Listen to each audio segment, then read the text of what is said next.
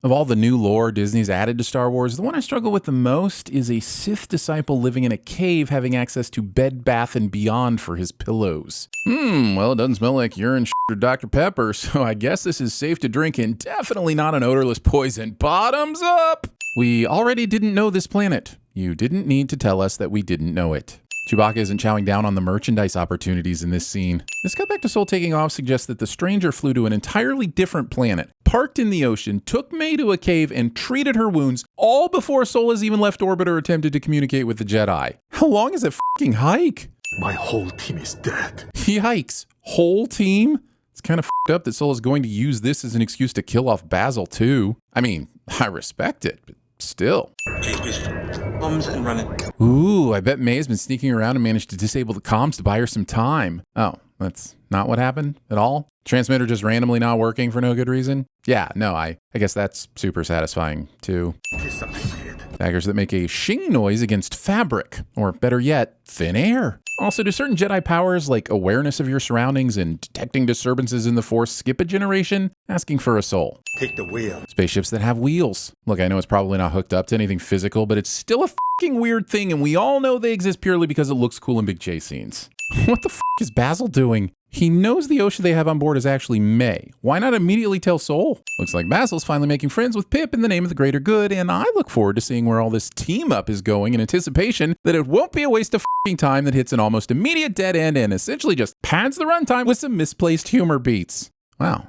That was an oddly specific desire. I guess Osha somehow thinks she has the upper hand here in a way that an entire troop of Jedi Knights didn't. I suppose she knows something we don't about the perfect angle to approach a Sith where they can't sense your thoughts or forciness. I'm not sure why else she'd be attempting this instead of using her actual skill set as an engineer to steal or sabotage that f***ing ship. Stay where you are. Or I'll shoot you with this sword. If you're not gonna join me, I'd like to put my clothes back on. Either I've missed a few seasons of Naked and Afraid, or someone is executing a perhaps too literal interpretation of seduce them to the dark side. Also, putting dry clothes on your wet body without drying off first. I don't care how hot you are. That's psychopath behavior. Am I supposed to be your prisoner? Prisoner, you're the one with the weapon. What an asshole, acting as if he's actually in any real danger here. Be a murdering psychopath if you want, but don't gaslight her. A special relationship, isn't it? Master and pupil? Well, that's certainly what we've been led to believe, and maybe one day it'll be deemed special enough to make an actual live-action show out of the idea. Senator Rayencourt continues to gain support. It's 25 years later, and somehow Star Wars still thinks that excessive Senate drama is the one thing worth salvaging from Episode 1. Considering we didn't see him pull this against the stranger, I think Basil's fully aware that his strengths do not lie in the kicking ass category. So what the f*** is he hoping to accomplish, and why is he still not telling Soul about May? Okay.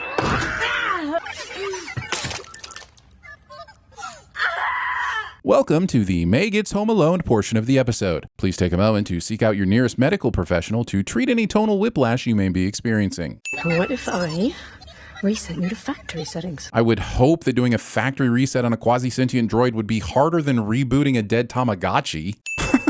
Why are Pip's lights suddenly red? Is it because they're a bad guy now? But May didn't even do any fancy reprogramming. Are we saying that these Pip droids come slightly Sithy as standard? Somebody please explain why the diagnostic droid has a "my eyes are red to represent villainy" setting. That's the path to the dark side. Semantics. People who think saying semantics is some kind of conversational bombshell that will win all debates. It's almost as bad as agree to disagree, and we can argue about the semantics of that never. You killed Yord.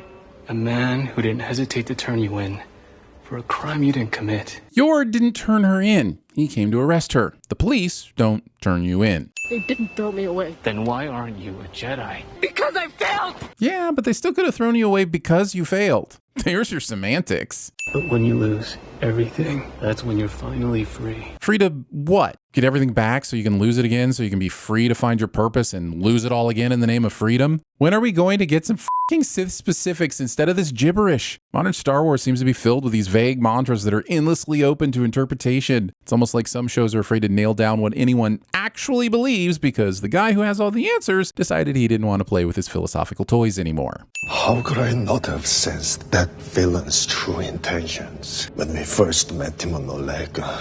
Master Soul would be excellent at autobiographical TVSins. I think when you really want something, it can cloud your mind. Which is writer code for, yeah, we have no excuses, but wasn't it a cool twist? You found him. Your pip droid. Playing the pronoun game in hopes it'll raise tension and somehow make this episode more interesting for 1.5 breaths. I'm sorry if you felt that way. Non-apologies. May. Taking 24 minutes of episode time to discover something that should have been apparent the moment May set foot on the ship and started having flashbacks.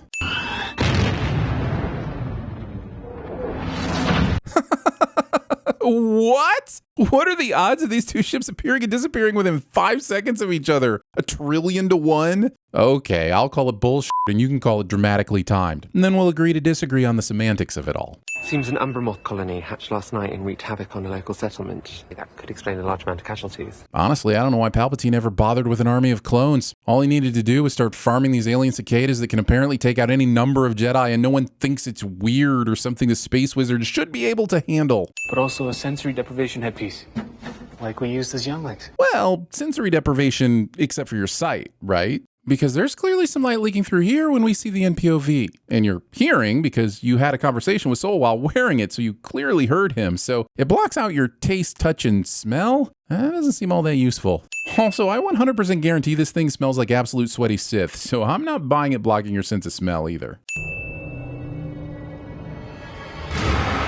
Thanks for that sudden jump cut to dead Jecki. Was totally over her death. I'm enjoying this episode. And here's the final nail in the Basil was an adorable but f***ing useless waste of CGI coffin, in the fact Finestra and her team didn't even bother to bring a tracker and still managed to find exactly what they were looking for. No sign of Osha or her twin.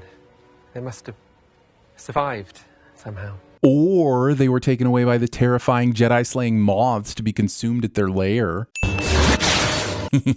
Look at that thing. Lightsaber whip? That's so fucking cool. Can't wait to see how that gets used in season 2. Also, killing this bug is going to be the one exciting part of this entire episode, isn't it? But first, you and I are going to talk. Oh, cool. More talking. I love talking. Can the next 2 episodes be nothing but talking, please? I mean, sure, he killed my friends, corrupted my sister, and kidnapped me, but maybe the answers are in this stinky helmet and it'll all be worthwhile. At the very least, it'll be a cool transition to the credits.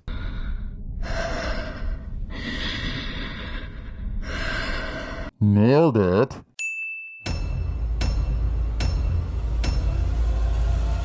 At last, we will reveal ourselves to the Jedi. Mr. Burgundy, you have a massive erection. Yes, I do. Don't act like you're not impressed. President Business stole the Craggle, the most powerful object in the universe. Blah, blah, blah. Proper name, place name, backstory stuff. Did you kill May? I'm hungry. Want to get some pizza? You can keep yelling if there's more. Senator Rayencourt continues to gain support. I am the Senate.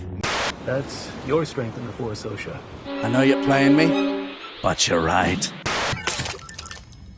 Oh, you guys made me eat! No one cared who I was till I put on the mask. What do you see? Oh no, he died! I can't breathe in this thing!